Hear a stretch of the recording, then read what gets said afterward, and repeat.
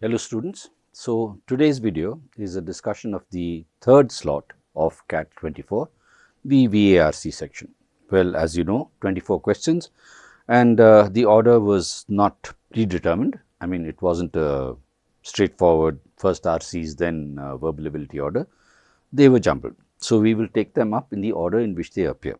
RC passage, where we have a passage and 4 questions that follow. There is a group in the space community who view the solar system not as an opportunity to expand human potential, but as a nature preserve. That means they're looking at the solar system itself as something that needs to be preserved or conserved. But as a nature preserve, forever the provenance of an allied group of scientists and their sanitary robotic probes. That means keep it as a probe just for scientific research. These planetary protection advocates call for avoiding harmful contamination of celestial bodies, and harmful contamination in quotes because there is no definition so far of what harmful contamination is. Under this regime, NASA incurs great expense sterilizing robotic probes in order to prevent the contamination of entirely theoretical biospheres, which means thinking that there may be biological, let us say, life, whether plant or animal or whatever, or insect or some form that we don't know, out there in the solar system, they actually try to sterilize robotic probes so that they don't contaminate anything that might actually exist. Transporting bacteria would matter if Mars were the vital world once imagined by astronomers who mistook optical illusions for canals. Nobody wants to expose Martians to measles, but sadly, robotic exploration reveals a bleak, rusted landscape, lacking oxygen and flooded with radiation, ready to sterilize any earthly microbes. Which means if you were considering Mars, for instance, the radiation there will sterilize things, nothing living would have a chance.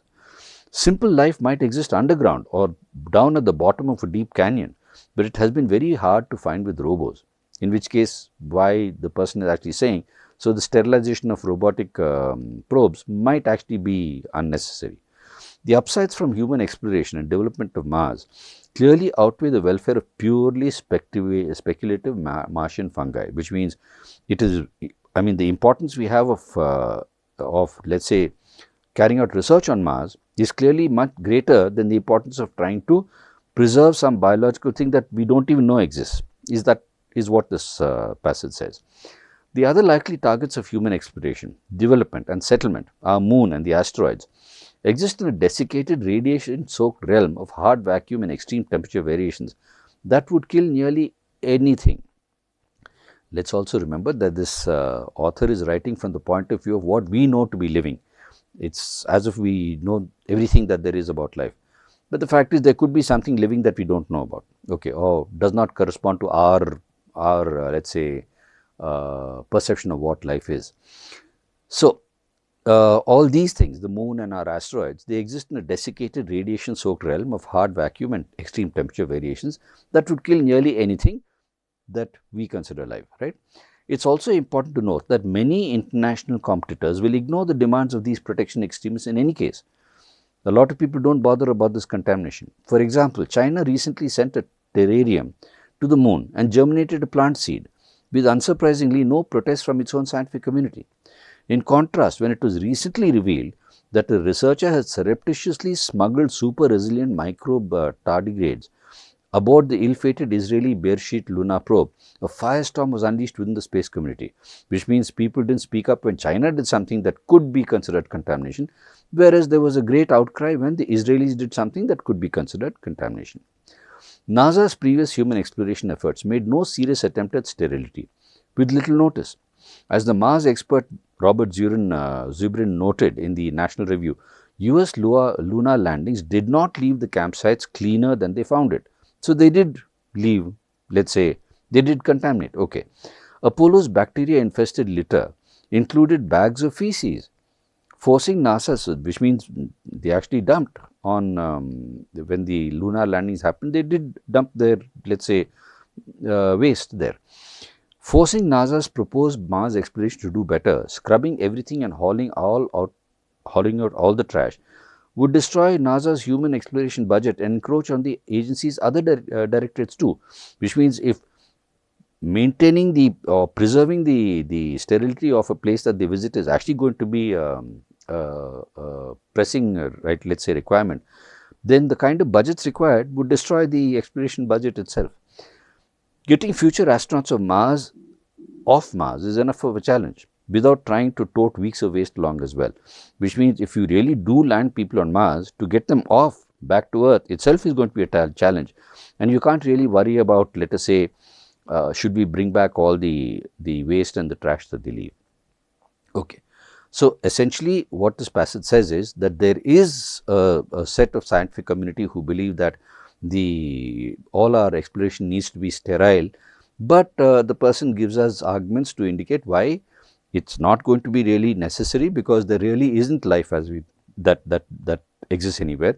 And secondly, it's going to mean a lot in terms of cost and reduce the efficacy of the exploration itself if we're going to start worrying about these things, is basically what the author is trying to tell us.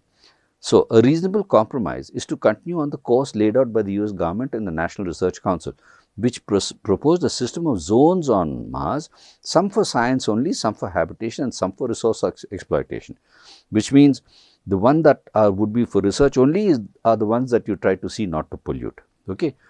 This approach minimizes contamination, maximizes scientific exploration. Mars presents a stark choice of diverging human futures. We can turn inward, pursuing ever more limited futures, while we await whatever natural or man-made disaster will eradicate our species and life on Earth. Alternatively, we can choose to propel our biosphere further into the solar system, simultaneously protecting our home planet and providing a backup plan for the only life we know exists in the universe. Are the lives on Earth worth less than some hypothetical microbe lurking under Martian rocks? So, this author is clearly in favor of, let us not stop exploration for these fears. Let us go ahead and explore, because in that sense, the future of the human race is at least extended or protected. Fine. So, that's what this person is saying. The author is unlikely to disagree with any of the following except, which means 3 statements here he'd likely to agree with, right? Unlikely to disagree with. So, he's likely to agree with 3 statements except one. What is that? The exorbitant costs of continuing to keep the space environment pristine may be unsustainable. Yes, that is actually what he indicates there. The proposal for zonal segregation of the Martian landscape into regions for different purposes, he's actually suggested that that would be a good way forward. Space contamination should be limited, minimized until the possibility of life on the astronomical body being explored is ruled out. That's not what he discusses. He says there is no life at all, and therefore, we don't need to worry about this. If at all we worry, let's divide it into zones where we ensure that we don't contaminate in some place, but elsewhere we continue to do what we are doing. So, he's not saying space contamination should be minimized until the possibility of life itself is ruled out. He says, let research be research, but we must carry on with what else we are doing, which means 3 is actually the exception. 4 says that while NASA's earlier missions were not ideal in their approach, they likely did no grave damage. Yeah, he's actually saying, yes, they might have left waste, but there is no life there to actually be contaminated by it, which means he would probably agree with 4 also. So, he is unlikely to disagree only in the case of 3, because I mean, he's going to disagree, because we are saying unlikely to disagree with all the following, but he's going to disagree with 3, because in 3 he is saying don't stop things just because we are worried about contamination. We need to carry on. We'll find ways of kind of working out a compromise, but we need to ensure that we don't stop exploration. So, 3 is the unlikely to disagree exception, and 1, 2 and 4 he probably would agree with. So, 3 would be the answer to 6. 7. The contrasting reactions to the Chinese and Israeli contaminations of lunar space. So, where it was the Chinese, nobody raised a voice, but where it was the Israelis, they did. So, what does that do? It reveals global biases present in attitudes towards different countries. Let's just hold that there. Okay, it might seem political. Indicate that national scientists may have different sensitivities to issues of biosphere protection. Let's just go there. Let's just go there. It says here, okay, talking about the Chinese. For example, China recently sent a terrarium to the moon and germinated a plant seed with unsurprisingly no protest from its own scientific community, which means the Chinese scientists did not really think it was a problem. In contrast, when it was recently revealed that a researcher had surreptitiously smuggled super resilient microscope tied aboard the ill-fated Israeli bedsheet, a firestorm was unleashed within the space community. So, the space researchers are aware or are concerned about certain things, whereas the Chinese researchers are not. So, the world space researchers are concerned about things, but the Chinese researchers are not. In which case, would two be a possibility?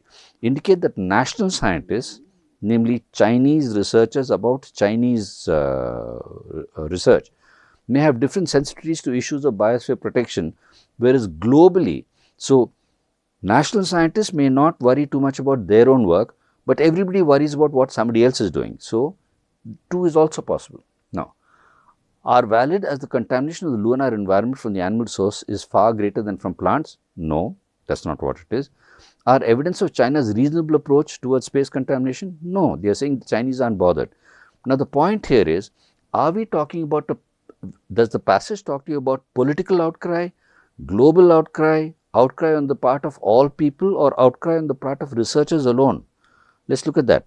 It says outcry on the part of researchers alone, not globally. So, we are not talking about something that is global or geopolitical. We are talking about something that is from the point of view of the research community, which means 2 is a better answer than what we have in 8. The author's overall tone in the first paragraph can be described as, in the first paragraph being what? The first paragraph being the one that says there is a group that actually thinks there is harmful contamination, and the NASA incurs great expense. But the harmful contamination part is in quotes, which means what do they really think is contamination, or how is it going to be relevant? So, if you were to look at this question which says what is the author's overall tone?